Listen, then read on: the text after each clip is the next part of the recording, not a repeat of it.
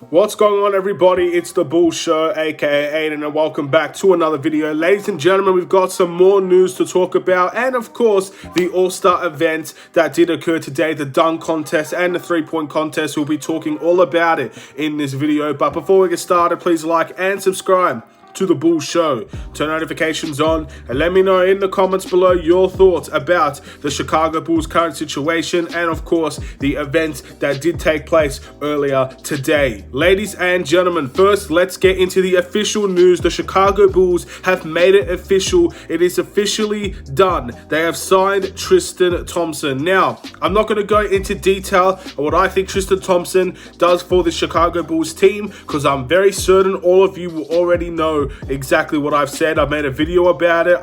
Feel free to check it out on this channel. You'll probably find it's the only other Tristan Thompson video out there. But again, made it official. So for anybody that was slightly concerned that this wasn't going to happen, hopefully those concerns have been resolved, and let's get started with the Atlanta Hawks game coming up very, very soon. And let's just see Tristan Thompson play for this franchise. It's going to be very interesting to see what he can do and what the Bulls could do with him. But unfortunately, when you talk about the highs and the positives, you also have to talk about the negatives. Now, this Chicago Bulls team has deserved so much respect, and it's hard to say goodbye to some guys that unfortunately didn't make the cut or wasn't necessarily performing for the Chicago Bulls. But you grow attached to some of these players, and you always want some of these players to get those opportunities, get the chances. And at the end of the day, for one of these guys, it seems like his chance with the Chicago Bulls has come to an end. And it's official that we have waived Alfonzo McKinnie.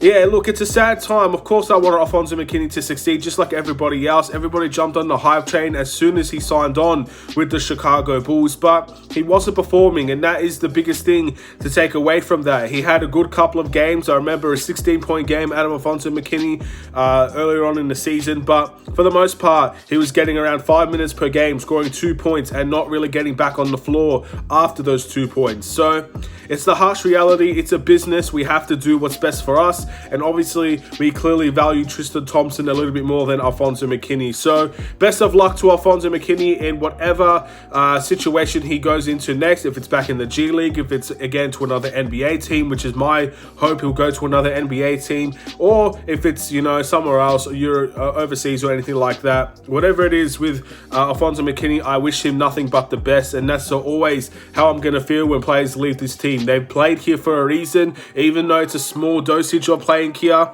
He clearly loves the team. He's from here at the end of the day as well. So best of luck wherever he decides to go next, whatever he decides to do next. Now let's talk about the All-Star events, ladies and gentlemen, because we saw Zach LaVine compete in the three-point contest. I guess we'll get started on that first. And I'm going to be honest, he kind of stuck up the joint in many ways. I don't think he was the worst shooter out there. Maybe he was, I'm not really sure. But he, especially on the money ball rounds, he didn't exactly have a great time in this three-point contest. And again, you could put it down to excuses if you want. You could put it down to he had a sore knee and that he's still not 100% fit and all of that. And I can understand that for sure. But again, it's one of the situations. I'm not really bothered that Zach LaVine didn't win the three-point contest. I would have loved to see him make history, win the three-point contest, win the dunk contest as well. The first player to do that in both categories over years of time. And maybe he'll have another opportunity down the line. But yeah, with Zach LaVine, it is what it is. I'm not really too upset about that. I want to say congratulations to Karl-Anthony Towns on a fantastic three-point shooting night for him. And again, he's one of the best big men at three-point shooting. He wanted to be known at the beginning of the season, and now that he's one of the best three-point shooting big men out there today and in the world probably of all time. So he's putting his name in that retrospect. Again, there are certain other players that really had good three-point shooting. Dirk Nowitzki's someone that leads to mind in my eyes.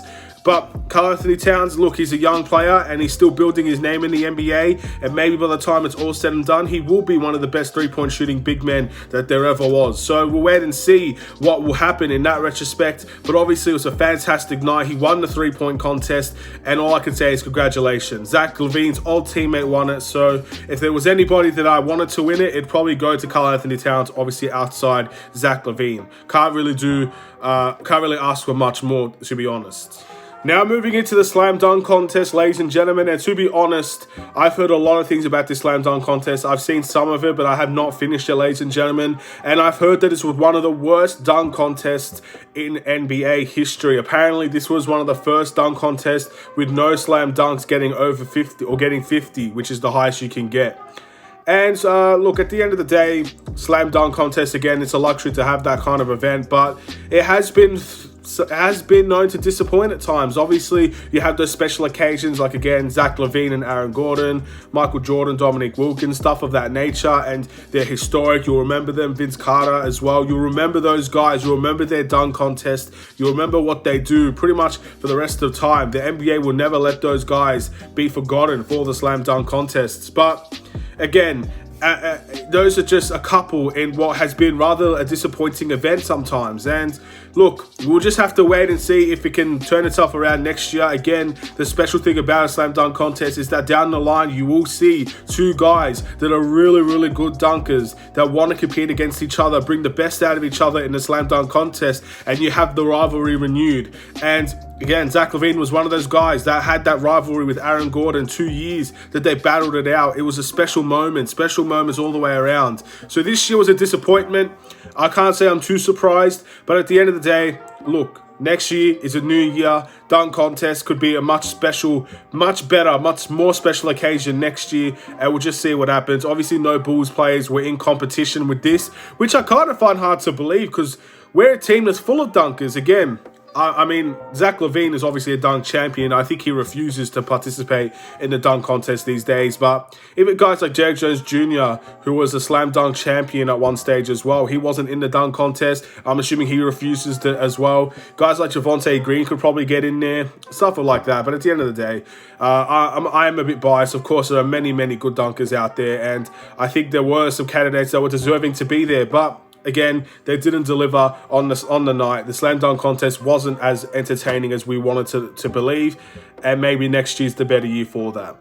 Now, that's really all I have to say. The next day, the next game is the biggest one of them all, ladies and gentlemen, the All-Star game. The game where we'll see DeMar DeRozan and Zach LaVine go head-to-head. The game where we see the best of the best compete against each other. The game where we see a little bit more competition in terms of the game. Of course, they win a big prize, whoever wins this game.